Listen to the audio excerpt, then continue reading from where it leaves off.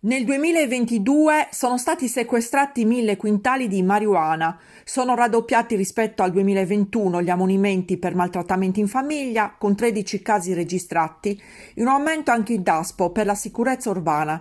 Nel corso dell'anno sono stati 17, marginali invece gli omicidi, 3 nell'anno appena passato. Sono questi i dati emersi nella conferenza stampa di fine anno, illustrati dal questore di Nuoro, Alfonso Polverino, sull'attività della Polizia di Stato nel Nuorese, che arriva a nord a ridosso di Olbe e a sud fino alla provincia di Cagliari, passando per l'Ogliastra. La situazione più critica, ha osservato il questore, resta la coltivazione e lo spaccio di marijuana, mentre sono diventati marginali i reati che hanno sempre contraddistinto questa zona, gli omicidi. Allora, per noi ovviamente è stato un anno complesso come anche quelli precedenti, come anche quello precedente.